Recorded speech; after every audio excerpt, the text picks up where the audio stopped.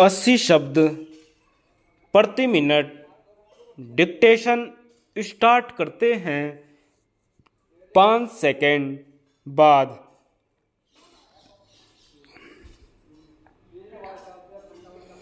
राष्ट्रपति महोदय, हमारे संस्थापकों ने जिन परंपराओं की नींव रखी थी, उन्होंने इन 50 वर्षों में हमारा भली भांति मार्गदर्शन किया है। जैसे जैसे हमने प्रगति की है, उसी तरह हमारा लोकतंत्र भी परिपक्व हुआ है। भारत विश्व में सबसे प्राचीन सभ्यता वाला देश है, लेकिन एक गणराज्य के रूप में नया है। तथापि लोकतंत्र कानूनी अनेकत्व तथा दूसरों के विचारों को आत्मसात करने की क्षमता ने अपनी जड़ें इतनी गहरी जमा ली हैं कि उन्हें कोई हिला नहीं सकता। एक लोकतंत्र के रूप में जानते हैं कि हमें समय के बदलाव के अनुरूप ही अपनी लोकतांत्रिक परिपाटियों को ढालते रहना होगा। वास्तव में यह भी भारतीय परंपराओं का एक हिस्सा है। सदियों से हमारी सभ्यता को अनेकत्व से शक्ति मिलती रही है, जिसमें नई सोच, नई अवधारणाओं और नए प्रभावों को ग्रहण करने और अपने को उनके अनुकूल बनाना शामिल है। तथापि कुछ आधारभूत सिद्धांतों जो भारतीय अस्मिता के सार हैं, इस प्रक्रिया के दौरान भी अक्षुण्ण रहे। हमारी स्वतंत्रता की लड़ाई सशक्त राष्ट्रीय चेतना और हमारी जनता की व्यापक भागीदारी के साथ साथ लोकतांत्रिक बहस के आधार पर लड़ी गई। उपनिवेशवाद के हमारे अनुभव से निर्णय की स्वतंत्रता, आचरण की स्वायत्तता तथा निरंतर भेदभाव एवं असमानता पैदा करने वाली सामाजिक प्रणाली एवं व्यवस्थाओं के प्रति हमारे विरोध को और अधिक बल मिला। भारत 50 वर्षों से विश्वव्यापी निरस्त्रीकरण के जरिए अंतर्राष्ट्रीय शांति और न्याय संगत सुरक्षा के लिए निरंतर प्रयास करता रहा है।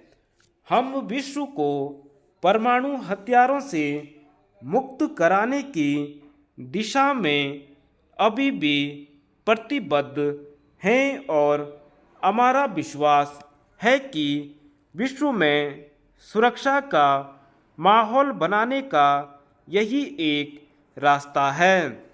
तथापि हम देख रहे हैं कि विश्व में परमाणु हथियारों और मिसाइलों को जमा करने की होड़ लगी हुई है।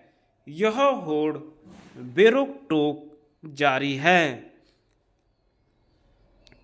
हालांकि हम संयम और जिम्मेदारी के साथ अपनी परंपरागत नीतियों का पालन करते आ रहे हैं, फिर भी न्यूनतम विश्वसनीय परमाणु प्रतिरोधक क्षमता को बनाए रखने का हमारा निर्णय हमारी सुरक्षा आवश्यकताओं के वास्तविक आकलन पर आधारित है। हमारी रक्षा नीति हमेशा प्रतिरक्षात्मक स्वरूप की रही है। राष्ट्रपति महोदय, हमें इस बात की जानकारी है कि आप परमाणु अप्रसार मुद्दे को काफ़ी महत्व दे रहे हैं। हम मानते हैं कि लोकतांत्रिक देश होने के नाते हमें व्यापक विचार विमर्श और सहयोग के आधार पर सभी उपाय करने होंगे।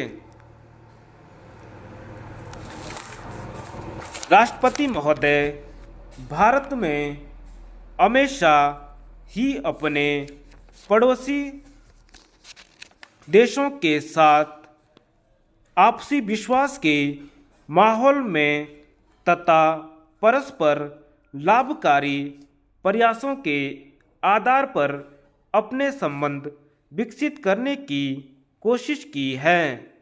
दुर्भाग्यवश हाल ही में जो घटनाएं घटी हैं उनसे एक पड़ोसी देश के साथ विश्वास पर आधारित संबंधों पर बुरा असर पड़ा है।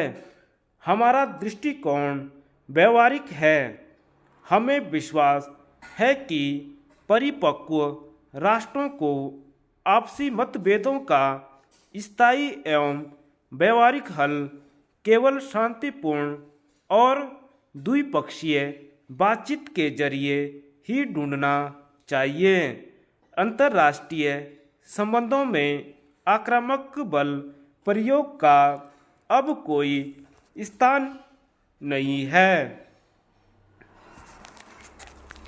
राष्ट्रपति महोदय, जैसे जैसे हमारी बातचीत आगे बढ़ेगी, भारत और संयुक्त राज्य अमेरिका को आपसी हितों के बिंदुओं से ऊपर उठकर दोनों के संयुक्त विजन पर भी ध्यान देना चाहिए।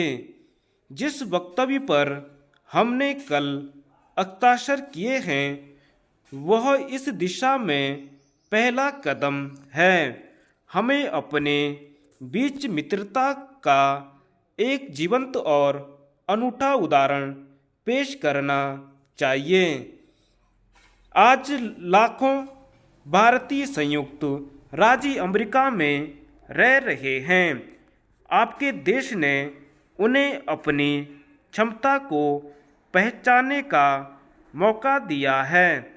इसके बदले वे हर एक क्षेत्र में आपके देश की प्रगति में योगदान दे रहे हैं। यह सहभागिता सरकारों पर निर्भर नहीं है, यह प्रतिदिन का आपसी कामकाजी संबंध है। इस सहभागिता से दोनों पक्षों को लाभ होगा। यह भी संतोष की बात है कि दोनों देशों ने अंतर्राष्ट्रीय सुरक्षा के एक अन्य महत्वपूर्ण पहलू के समाधान हेतु सहयोग देना शुरू कर दिया है।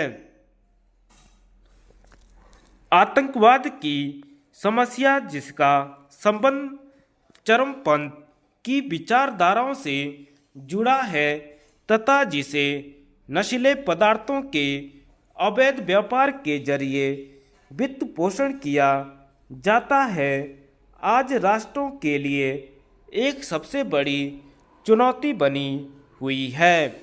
आज हमें इस बात पर विचार करने की आवश्यकता है कि क्या हम इस बुराई, जिसकी बुनियाद घृणा और हिंसा पर टिकी है तथा जो लोकतंत्र के आदर्शों के बिल्कुल विरुद्ध है, की जड़ पर प्रहार करने का पर्याप्त प्रयास कर रहे हैं। हम संतुष्ट नहीं हो सकते, न ही हमें ये वायदे सहन कर सकते कि हम सही निर्णय लेने के बिना इन्हें पूरा नहीं कर सकते। वे अप्रचलित क्षण होंगे। जनता हमसे कार्य की आशा करती है। मुझसे ऐसा करने की आशा रखते हैं तथा वे आपसे भी ऐसा करने की आशा करते हैं। वे ऐसे आवश्यक निर्णय लेने की आशा करते हैं। धन्यवाद।